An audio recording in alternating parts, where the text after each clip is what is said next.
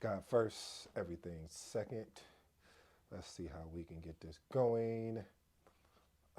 Today's episode is how to be a project management professional. Again, how to be a project management professional.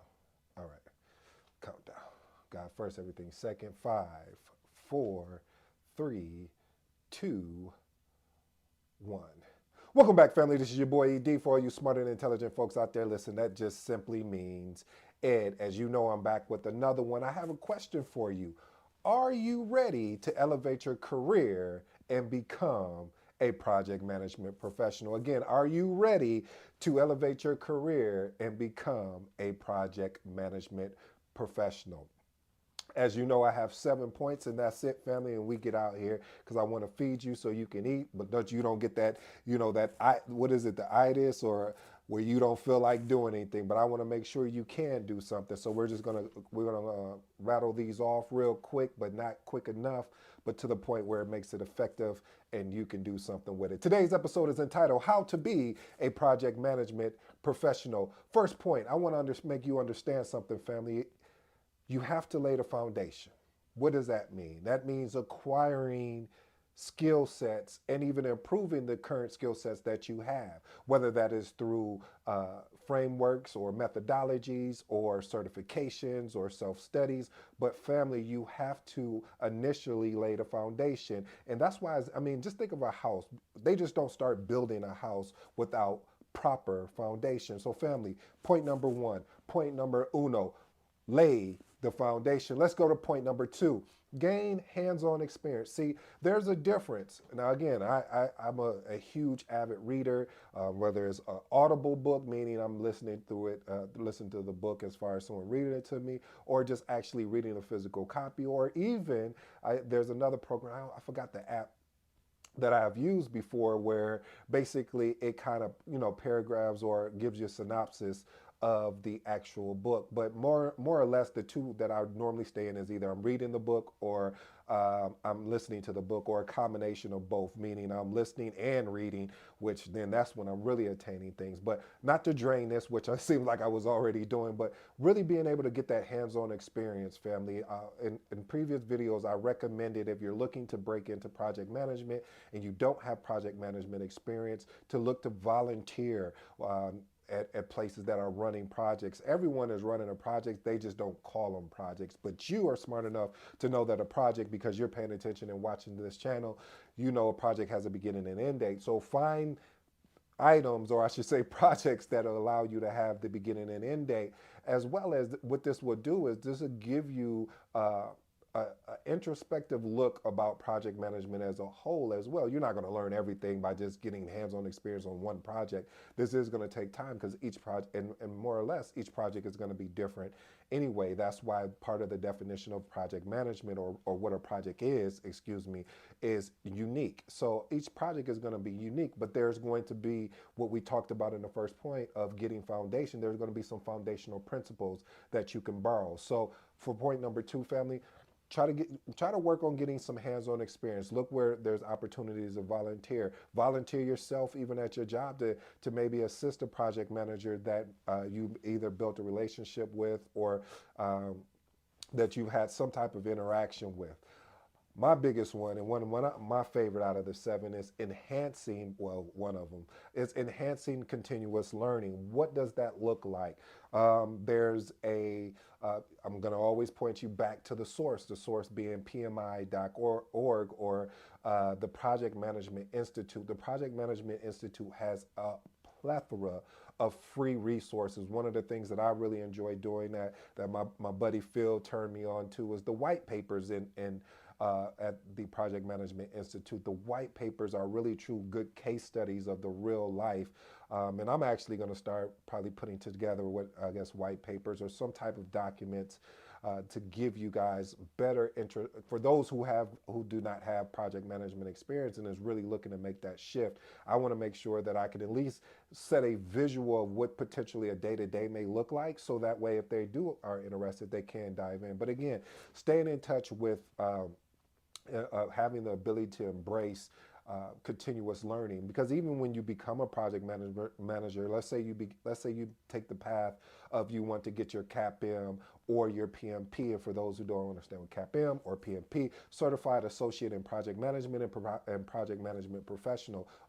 So CAPM and PMP, those are the acronyms. And with these certification, they require something called PDU. What does PDU stand for? I'm glad you asked. PDU is Professional Development Units. For currently, as the making of this video is, I do believe is 60 for the PMP, and I think it's half of that, maybe 30 or 25. I have to verify for the CAPM piece of things. But and the only reason why I don't know that number offhand is because if you have a CAPM and you have a PMP, your PMP accreditation hours for going after the PDUs that you're required to get, which is 60, will offset for the CAPM. So I sometimes I don't know that number as strong as I shall, but I'll make sure, family, if you have a question about that, ping me in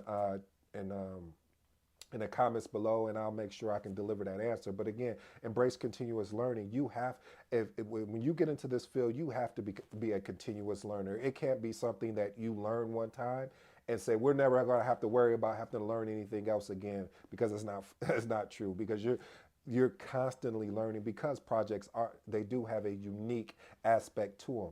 As I mentioned at the top of this, is finding certifications that are industry recognized. Now, one of the things I always hear is, does a Google project management certification replace the PMP, or is that the same equivalence? No, it's not. And I did a whole video of that, of comparing the two.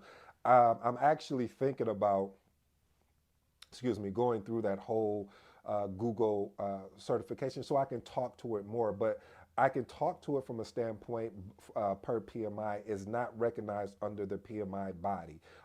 It's a great certification, and I'm going to go do the homework for you guys so I can give you some insight, so I can give you something to say, well, hey, let me tell you what I learned of going through this, and let me tell you what I didn't learn, and is it worth it or not?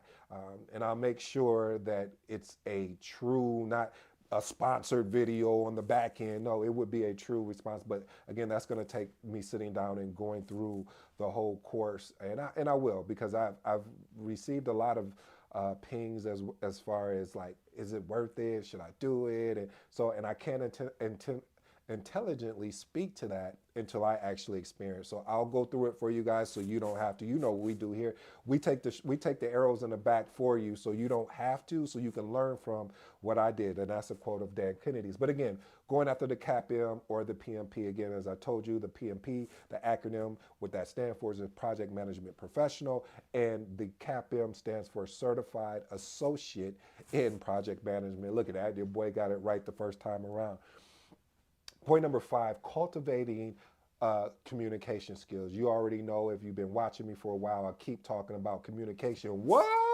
Yeah, communication. We're just talking about communication. I don't know why my face is feel like it's just shining today. I don't know, maybe it's the lights. Okay, but anyway, developing strong communication skills. When you develop a strong communication skill set, and this right here is definitely something that is always ongoing, because you're going to have to understand the audience that you're working with. Some of your audience that you're working with, well, I should say this, you just need to know your audience. It's certain audience that I'll speak at a high level, and some audience that I'll speak so detailed just to ensure that they capture everything that I'm going. But over time, you'll learn that, family, as you're developing your career of understanding how to communicate to different stakeholders.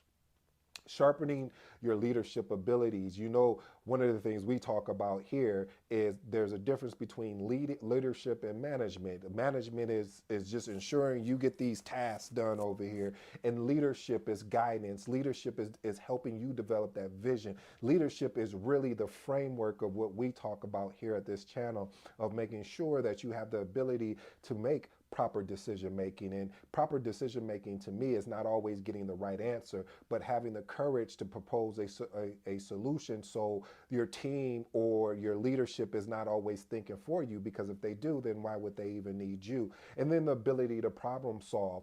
There's so many aspects of leadership, but I won't drain it here, but again, that is a key point. The last and final point that I want to make sure that we understand here It's building a professional network. Now, this is something that I haven't really struggled with it. It's just because I can ease. I'm really great at networking. I'm just not great with following up with my networking. I should say team or the people that I've connected with. So that's something I'll definitely be working on for this year and just going forward because I make some amazing connections and then it's just a whole let me follow up with this person. What is this person doing? And you got your own things that you're going through. So um, I plan to get better with that, and you have my word here on the show, so you can hold me accountable. But family, it is important to network. That's why I started. This is one of the many reasons that I started this, is because I'm hoping there are new or project managers that have intermediate all the way up to advanced skill sets that I can collaborate, that I can learn something from. I can learn somebody who's making a transition from what they're currently doing to project management. I can understand what was that gap, what were some of their challenges, because I could help somebody else out. Family, I really hope you enjoyed today's episode, and really it was really about building up that, I'll say, that skill set, that hard and soft skill set that you'll have the ability to take on to be an exceptional project manager. This has been your boy ED. Until next time, I'm out.